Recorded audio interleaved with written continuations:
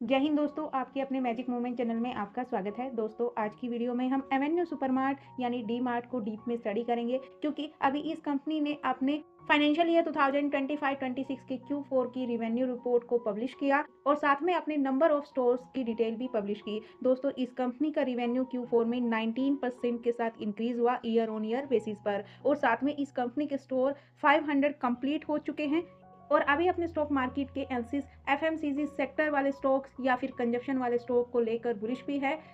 तो ऑलमोस्ट सभी दिग्गज इन्वेस्टर जो आने वाली अब स्टॉक मार्केट का अप ट्रेंड होगा, उनमें एफएमसीजी सेक्टर्स के स्टॉक को भी कंसीडर करते हैं, कंजप्शन स्टॉक्स और फार्मा स्टॉक को कंसीडर करते हैं कि ये स्टॉक आने वाली तेजी का एक अहम हिस्सा हो सकते हैं। तो दोस्तों, एफएमसीजी सेक्टर और कंजप्शन सेक्टर को ये स्टॉक कैटर करके चलता है। ये स्टॉक एक लो रिस्क वाला स्टॉक है, लार्ज कैप स्टॉक है। हालांकि अभी ये स्टॉक फाइनेंशियल ईयर 2022 से लेकर अब तक कंटिन्यू एक ही जोन में कंसोलिडेट कर रहा है। जिन कस्टमर्स ने इसमें फाइनेंशियल ईयर 2021 के बाद इन्वेस्ट किया है, वो अभी इसमें कोई खास अच्छे रिटर्न्स नहीं जनरेट कर पाए, लेकिन अगर जिन इन्वेस्टर्स ने स्पोर्ट्स वाली लाइन पर इन्वेस्टमेंट की है तो उनका स्टॉक अभी भी आज पॉजिटिव निशान में ट्रेड कर रहा होगा। तो ओवरऑल इस कंपनी ने फाइनेंशियल ईयर 2017 से लेकर अब तक 579% के रिटर्न्स दिए। इस बीच इस कंपनी के शेयर का लो price 558 rupees, all time high 5900 rupees अभी अपने ऑल टाइम हाई से डिस्काउंट पर अवेलेबल है। 4362 रुपीज के आसपास ट्रेड कर रहा है। लास्ट ट्रेडिंग सेशन की नेगेटिव ट्रेंड में भी इस कंपनी ने पॉजिटिव में परफॉर्म किया, 2.13% का अपसाइड जंप आया। दोस्तों, इस स्टॉक की लिस्टिंग काफ़ी हाई वैल्यूएशन वाली पीई रेशो पर हुई थी, लेकिन जैसे ही ये लास्ट 3 to 4 ईयर से कंटिन्यू कंसोलिडेट कर रहा है एक ही जोन में, तो इस कंपनी की वैल्यूएशन भी काफ़ी करेक्ट हो चुकी है। अभी 91 की पीई रेशो पर ट्रेड कर रहा है, अपने सेक्टर के कंपैरिजन में एवरेज है, साथ में कंपटीटर कंपनीज के कंपैरिजन में एवरेज है, लेकिन अगर स्टॉक मार्केट की वैल्यूएशन से कंपेयर करें तो ओवर वैल्यूड है। पीबी रेशो लो है और साथ में बीटा भी लो है। निफ्टी के कंपैरिजन में निफ्टी का बीटा 1 और इस कंपनी का बीटा 0.72। दोस्तों, कंपनी नंबर ऑफ स्टोर्स तो इंक्रीज कर रही है, साथ में क्वार्टर ऑन क्वार्टर बेसिस पर अपने रेवेन्यू को भी कंटिन्यू इंक्रीज कर रही है। रेवेन्यू के साथ साथ कंपनी का नेट प्रॉफिट भी ओवरऑल इंक्रीज हुआ है दिसंबर 2024 के कंपैरिजन में। लास्ट 4 क्वार्टर्स के प्रॉफिट को बीट किया दिसंबर 2025 के क्वार्टर में।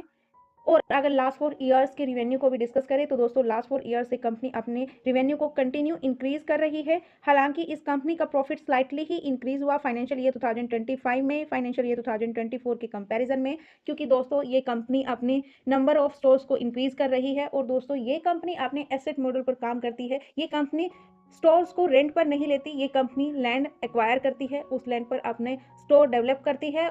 यानी ये कंपनी लैंड एक्वायर करके अपना एसेट बनाती है और उसी एसेट से फिर रेवेन्यू जनरेट करती है, जिसके कारण से ये कंपनी लास्ट 4 ईयर से कंटिन्यू अपने एसेट को इंक्रीज कर रही है। जबकि एसेट के कंपैरिजन में इस कंपनी की जो लायबिलिटीज है वो स्लाइटली ही इंक्रीज होती है और एसेट अच्छे खासे परसेंटेज के साथ इंक्रीज हो रहे हैं, जो कि इस कंपनी के लिए एक पॉजिटिव पॉइंट है। कंपनी के बिजनेस मॉडल को स्टडी करें तो दोस्तों ये company everyday low cost everyday लो प्राइस स्ट्रेटजी के साथ अपनी डीमार्ट रिटेल चेन को ऑपरेट कर रही है। ये कंपनी कस्टमर्स को वैल्यू फॉर मनी प्राइसिंग की सर्विस प्रोवाइड करती है। दोस्तों, इस कंपनी का रिवेन्यू फूड आइटम से 57%, जनरल मर्चेंडाइज एंड अप्रैल से 23%, नॉन फूड एफएमसीजी प्रोडक्ट से 20%। और इस कंपनी के ऊपर भी इजराइल ईरान वॉर के इम्पैक्ट को स्टडी करें तो दोस्तों, इस कंपनी के ऊपर minimal to indirectly negative impact है।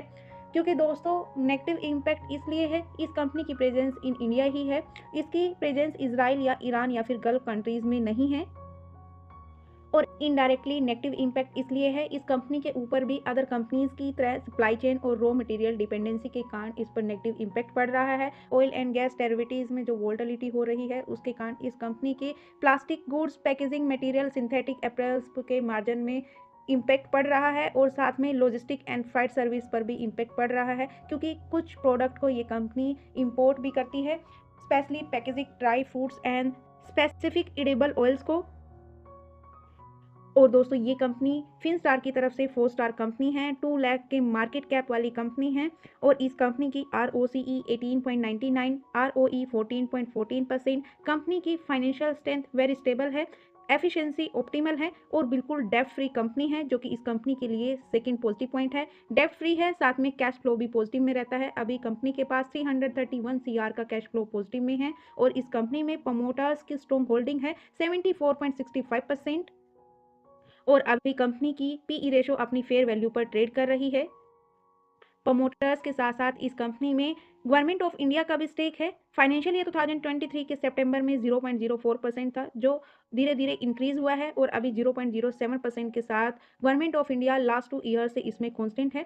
साथ में एफआईआईज का स्टेक 7.67% था सितंबर 2023 में, ये भी ओवरऑल इंक्रीज होकर 8.71% हो चुका है। हालांकि दिसंबर क्वार्टर में एफआईआईज की तरफ से स्लाइटली इसमें प्रॉफिट बुकिंग नजर आई और डीआईआईज का स्टेक सितंबर 2023 में 8.25% था, ये भी स्लाइटली इंक्रीज होकर 8.83% हो चुका है। हालांकि डीआईआईज की तरफ से भी दिसंबर क्वार्टर में इस कंपनी में स्लाइटली प्रॉफिट बुकिंग नजर आई और पब्लिक का स्टेक यानी रिटेल इन्वेस्टर और अदर पार्टीज का स्टेक 7.75%, जो कि फाइनेंशियल ईयर 2023 के कंपैरिजन में डिक्रीज हुआ है क्योंकि एफआईआईज और डीआईआईज ने परचेज किया। हालांकि इसके प्रमोटर ने भी जून 2025 के क्वार्टर में इस कंपनी में स्लाइटली बाइंग की थी। और रिटेल इन्वेस्टर्स के स्टेक को भी डिस्कस करें तो दोस्तों इसमें रिटेल इन्वेस्टर ओनली 2.91% है, अदर पार्टीज का स्टेक 4.84%। मिस्टर राधाकृष्ण दमानी जी इस कंपनी के फाउंडर, प्रमोटर और सुपर इन्वेस्टर हैं। 57.72% का स्टेक अकेले होल्ड करते हैं और इनके अलावा प्रमोटर्स के स्टेक में bright star investment private limited का स्टेक 13.64%, ज्योति वरुण काबरा का स्टेक 2.48%, मंजरी चंद्रिका का स्टेक 2.47% और प्रमोटर्स में बाकी स्टेक मिस्टर राधाकृष्ण दमानी और उनकी फैमिली का है। इस कंपनी के सुपर इन्वेस्टर्स के स्टेक को भी डिस्कस करें तो दोस्तों इस कंपनी में आईसीआईसी प्रूडेंशियल म्यूचुअल फंड का स्टेक 2.51%, एलजी नेटिस नेविल नरोना का स्टेक 1.93%, एलएलपी का stake 0.01%, NPS trust AC SBI pension fund का स्टेक 1.47%, एसबीआई म्यूचुअल फंड का स्टेक 1.08%। ये इस कंपनी के सुपर इन्वेस्टर्स हैं। और दोस्तों 1 वीक पहले ही इस कंपनी ने अपनी टॉप मैनेजमेंट को 12.26 लाख इक्विटी शेयर्स अलॉट किए। और कंपनी के वॉल्यूम्स को डिस्कस करें तो दोस्तों ओवरऑल इस कंपनी में 18-19 लाख का वॉल्यूम है एवरेज, जिसमें से डिलीवरी वॉल्यूम 45% का एवरेज डिलीवरी वॉल्यूम है। और इस कंपनी में ब्रोकर रिसर्च की रेटिंग और उनके टारगेट प्राइस को डिस्कस करें तो दोस्तों इस ईयर के स्टार्टिंग में ही आईसीआईसी सिक्योरिटीज और प्रभुदास लीडर ब्रोकर की तरफ से इसमें टारगेट दिए गए थे और होल्ड करने की रेटिंग दी गई थी। जो टारगेट दिए गए हैं वो अभी अचीव हो चुके हैं with in 2 month. ICICI securities की तरफ से 4000 के टारगेट थे जो अभी लास्ट वीक में अचीव हो चुके हैं और प्रभुदास लीडर जी के 3783 के इनके भी टारगेट अचीव हो चुके हैं। मोतीलाल ओसवाल ने इसमें बाय करने की रेटिंग दी थी 11 ऑफ जैन 2026 को, इनके टारगेट प्राइस है 4600 के, अभी इनके टारगेट भी अचीव होने वाले हैं। इस कंपनी का स्टॉक 4360 रुपीज के आसपास ट्रेड कर रहा है और साथ में ये कंपनी मार्केट के नेगेटिव सेंटीमेंट में भी लास्ट 1 मंथ और लास्ट वीक में भी अपने शेयर होल्डर्स को अच्छे रिटर्न्स दे रही है। और दोस्तों ये इस कंपनी की कंपटीटर कंपनी है जो कंज्यूमर सर्विस, रिटेलिंग और डाइवर्सिफाइड रिटेल सेक्टर से बिलोंग करती हैं और इन कंपनीज के कंपैरिजन में इसकी पीई रेशो हाई है और आरओसी भी इस कंपनी की इसकी कंपटीटर कंपनीज के कंपैरिजन में हाई है, लेकिन सेक्टर के कंपैरिजन में पीई रेशो अभी एवरेज हो चुकी है। कंपनी की वैल्यूएशन के अकॉर्डिंग भी पीई रेशो इसकी अंडर वैल्यूड है। कंपनी के ओवरऑल स्टॉक स्कोर को स्टडी करें तो दोस्तों सुपीरियर फाइनेंशियल स्ट्रेंथ वाला स्टॉक है, हाई ग्रोथ ट्रेंड स्टॉक है, अभी मार्केट की वैल्यूएशन के अकॉर्डिंग तो हाई वैल्यूएशन पर ट्रेड कर रहा है, लेकिन सेक्टर के कंपैरिजन में और साथ में इसकी वैल्यूएशन को इसके मार्केट कैप से कंपेयर करें तो अंडर वैल्यूड अभी इस कंपनी का स्टॉक ट्रेड कर रहा है।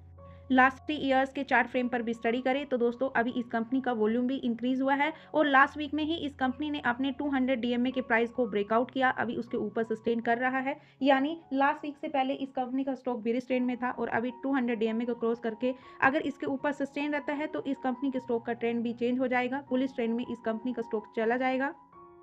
और टेक्निकल चार्ट पर भी इस कंपनी ने अपने कंसोलिडेशन जोन के फर्स्ट रेजिस्टेंस को ब्रेकआउट किया जो कि अभी फर्स्ट सपोर्ट का काम करेगा 4187 रुपीज़। अगर ये इस रेजिस्टेंस के ऊपर कंसोलिडेट रहता है तो हो सकता है इस कंपनी के स्टॉक का भी ट्रेंड चेंज हो, क्योंकि अभी इसने अपने 200 डीएमए के प्राइस को तो ब्रेकआउट किया। अगर इसको इसकी Q4 की अर्निंग का सपोर्ट मिलता है तो इस कंपनी का स्टॉक भी बुलिश ट्रेंड में आएगा और फिर से अपने 5447 के हाई रेजिस्टेंस को टच कर सकता है। लेकिन दोस्तों इसके टेक्निकल चार्ट के पैटर्न को समझते हुए और स्टॉक मार्केट की वोलेटिलिटी को देखते हुए इसमें जो सेकंड सपोर्ट रहेगा वो 3616 रुपीज़ का रहेगा। अब ये सपोर्ट फाइनेंशियल ईयर 2025 की जो गिरावट थी वहां से अपसाइड मूव हो रहे हैं, उसमें इस कंपनी का स्टॉक 3283 का था और अभी मूव होकर 3616 का हो चुका है, जहां से इस कंपनी के स्टॉक में बाइंग वॉल्यूम आया कंसोलिडेशन करने के बाद। और बात करें इस कंपनी के कंक्लूजन की, इस कंपनी के फंडामेंटल्स, टेक्निकल्स को स्टडी करने के बाद मेरे ओपिनियन से इस कंपनी में 4000 के आसपास फ्रेश एंट्री के आसार बनते हुए नजर आ रहे हैं। लो रिस्क वाले इन्वेस्टर्स को इस कंपनी में इन्वेस्टमेंट करनी चाहिए और लॉन्ग टर्म का व्यू रखे। ये कंपनी लॉन्ग टर्म में अपने शेयर होल्डर्स को मल्टी बैगर रिटर्न्स देने का दम रखती है। लेकिन दोस्तों अब ये स्टॉक डेरिवेटिव्स में भी शामिल हो चुका है, यानी वायदा के स्टॉक में भी शामिल हो चुका है। अभी इस कंपनी के स्टॉक में वोलेटिलिटी हाई रहती है, अप्स और डाउन काफ़ी होते हैं, तो स्टैंडर्ड वे में ही इस कंपनी में बाइंग करनी चाहिए इस मार्केट के सेंटीमेंट में।